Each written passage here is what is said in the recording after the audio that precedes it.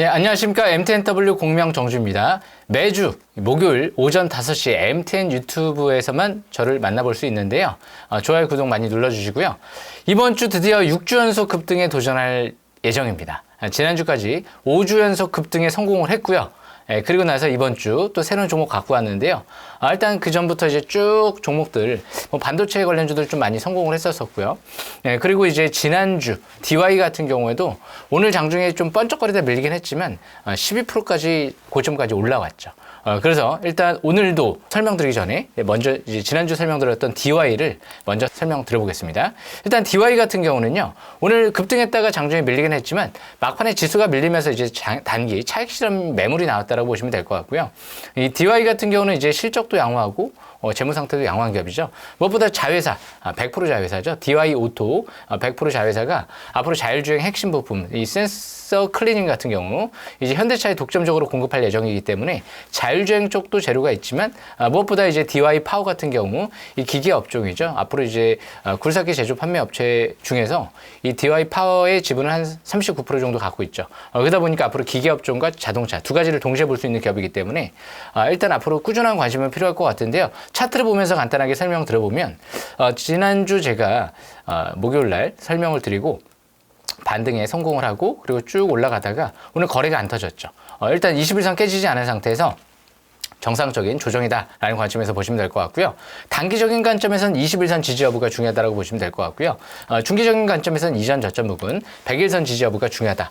그리고 향후 이 정고점 부분이죠. 대량 거래 고점 7,500원대 돌파 시에는 중장기에는 본격 상승 전환 기대해 볼 수 있는 기업이다. 이렇게 판단하시면 될 것 같습니다. 오늘 준비한 종목은요, 다음 주에 이 추가될 만한 종목을 좀 설명 들어볼까 하는데요. 일단 먼저 말씀을 드려보면, 싸이월드 아시죠? 이 싸이월드 같은 경우 이제 다음 주, 이제 놀면 뭐하니에서, 유재석 씨가 하는 프로그램이죠.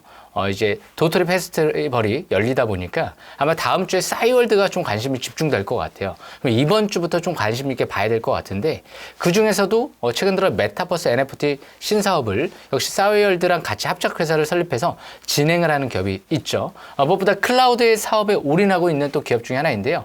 요즘에 증권사 레포트 같은 경우 3만 원대 후반대까지 목표 주가가 좀 올라가 있는 기업 중에 하나이죠. 재무 상태가 양호하고요. 실적이 꾸준하게 좋아지고 있는 기업 중에 하나죠. 최근 들어 임원들이 주식 매수 선택권 행사를 하고 있습니다. 그 부분은 16,000원대 부분이죠. 일단은 주가가 고점에서 그렇게 행사하는 경우도 있고요. 어떨 땐 호재가 나오기 임박돼 있을 때 행사를 하는 경우가 있거든요. 그렇기 때문에 이 종목을 제가 매매하는 방법을 좀 설명드려보려고 하는데요. 일단 그 종목, 한글과 컴퓨터라는 기업입니다. 이 기업 같은 경우는요, 일단 최근 들어 주가가 차트를 보시게 되면 바닥권에서 상한가를 빵 하고 들어가면서 대량 거래가 수반됐죠. 그때가 어떻게 보면 이제 매수 급소였죠. 2만 원대 초반대가. 그리고 나서부터 쭉 상승 랠리가 나오다가 최근 들어 눈에 띄는 부분이 상한가를 들어갔던 그 고점에 지지권이 형성이 되고 있어요. 28,400원대가 굉장히 중요한 지지권입니다. 여기가 만약에 이탈되게 되면 신규 매수권은 저 밑에 23,500원대 정도에서 저가 매수기를 노려보는 거고요. 대신 내일 시가이하 반락할 때 28,400원대 부근에서 단기는 시가이하 반락 시 매수 관점에서 접근해 보고 손절가를 짧게 잡고 보는 거예요. 거기 깨지면 이제 밑으로에서 떨어질 때 23,500원대에서 저가 매수기를 노려보는 거고, 대신 내일 시가이하 반락 시 매수 관점으로 봤는데 28,500원대가 지지를 받고 강세일봉이 나온다 라고 하면 재차 전고점 부근까지 추가 반등을 노려보는 거죠. 33,000원대, 34,000원대가 단기 저항권이거든요. 그래서 지금 이 종목은 이 박스권 매매 전략을 펼칠 필요성이 있습니다. 그래서 장기적인 관점에서 월봉상 중장기 저항별 속에서 밀집 국면에서 펼쳐지려고 하는 위치죠. MACD가 0을 돌파한 상태에서 지난달 대량 거래가 수반됐기 때문에 지난달에 대량 거래를 돌파하는 고점 돌파하는 모습이 형성이 된다라고 하면 중장기는 또 추가 반등도 노려볼 수가 있겠죠. 그래서 목표 주가 같은 경우는 일단 34,500원대로 보면서 신고가 패턴에 일단 초점 맞춰볼 수 있는 기업이다라고 보시면 될 것 같고요. 지지권은 방금 전에 말씀드렸던 28,400원. 여기가 중요한 단기 지지권이면서 내일 시가이하는 저가 매수권, 시가이하 매수권을 분할 매수권을 노려보는 위치에 있다.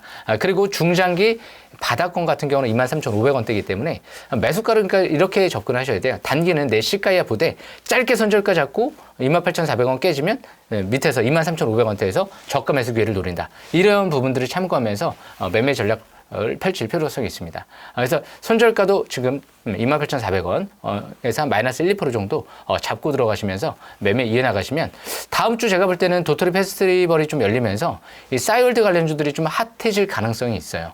그렇기 때문에 역시 꾸준한 관심이 좀 필요하지 않을까 생각을 합니다.